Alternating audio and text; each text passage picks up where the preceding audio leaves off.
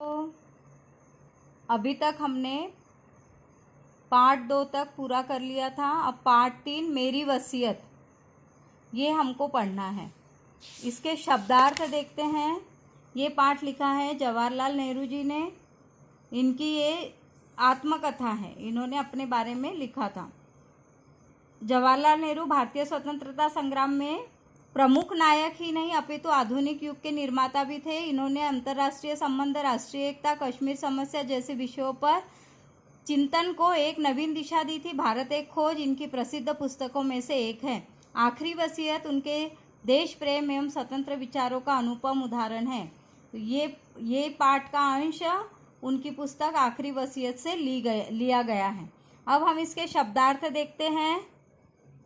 मुमकिन यानी संभव, एहसान यानी उपकार, रस्में यानी रीति रिवाज, ताल्लुक यानी संबंध, स्मृतियाँ यानी यादें, दरख्वास्त यानी प्रार्थना, आकांक्षा यानी इच्छा, कीमती यानी मूल्यवान, बहुत मूल्यवान जो वस्तु होती है, शरीक यानी शामिल होना, साबित यानी सिद्ध करना, ख्याल यानी विचार, मोहब्बत यानी प्रेम, फ़क्र यानी गर्व, किसी इस चीज़ पर गर्व करना, कद्र यानी सम्मान, तबका यानी छोटा सा भाग, गांव का छोटा भाग जिसे हम तबका कहते हैं, कामयाबी यानी सफलता, बेशुमार यानी अगणित, बहुत सारे, पौराणिक यानी पुराणों से संबंधित, हमारे जितने पुराण हैं जो कथावाचक होते हैं वो पुराणों से हमें कहानियाँ बताते हैं। आहिस्ता यानी धीरे धीरे, सिलसिला यानी क्रम, विरासत यानी धरोहर।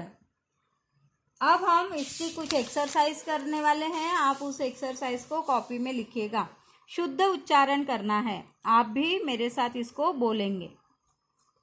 मोहब्बत, बेशुमार, एहसान, शरीक, ताल्लुक, पौराणिक, स्मृतियाँ, फ़क्र, उत्तराधिकार, प्रेरणा, दरखास्त, पुष्टि, श्रद्धांजलि।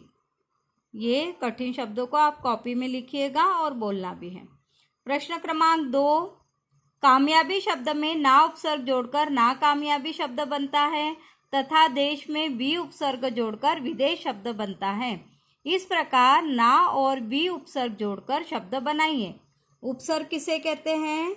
जो शब्द के आगे जुड़कर शब्द के अर्थ को बदल देते हैं उसे उपसर्ग कहते हैं। कामयाबी, ना शब्द जोड़िए, ना कामयाबी। समझ, समझ के आगे ना लगाइए, ना समझ। काबिल के आगे ना लगाइए, ना काबिल। बालिक के आगे ना लगाइए, ना बालिक। मुमकिन के आगे ना लगाइए, ना मुमकिन। अब ऐसे ही देश के आगे वी लगाएंगे तो क्या बनेगा? विदेश। योग के आगे वी लगा देंगे तो वियोग। जय के आगे वी लगाइए, विजय। ये क्या बना रहे हैं हम? उपसर्ग। राग के आगे वी लगाएंगे तो विराग। ज्ञान के आगे वी लगाया तो विज्ञान। इस तरह हमने ना और वी शब्द लगाकर उपसर्ग बनाए। निम्नलिखित शब्दों को अर्थ स्पष्ट करते हुए वाक्यों में प्रयोग कीजिए। अस्थियां, अस्थियां यानी हमारी हड्डियां। तो वाक्य बनाना है कि नेहरू जी ने अपनी अस्थियों को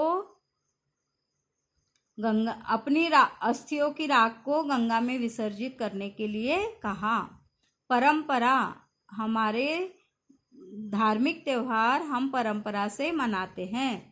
विजयगान, हम देश के लिए विजयगान गाते हैं। स्मृतियाँ, आज भी पंडित जवाहरलाल नेहरू की स्मृतियाँ हम दोहराते हैं या याद रखते हैं। प्रेरणा, हमें नेहरू जी के जीवन से प्रेरणा प्राप्त होती है। उत्तराधिकार, यह भारत देश मेरा है, यह मेरा उत्तराधिकार है। ऐसे वाक्य बनाना। निम्नलिखित वाक्यों में उपयुक्त स्थान पर नहीं और न द्वारा रिक्त स्थानों की पूर्ति कीजिए। मैं आज सभा में नहीं जाऊंगा और ना तुमको जाने दूंगा।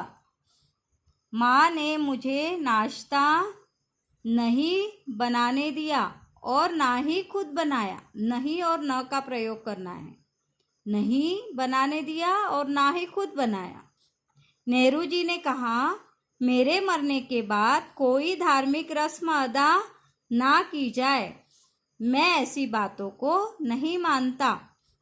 राजू को आज खेलने ना दिया जाए क्योंकि उसने शाला का कार्य पूरा नहीं किया। इस तरह नहीं और न शब्द लगाकर आपने वाक्य पूरे किए। इतना आपको कॉपी में लिखना है।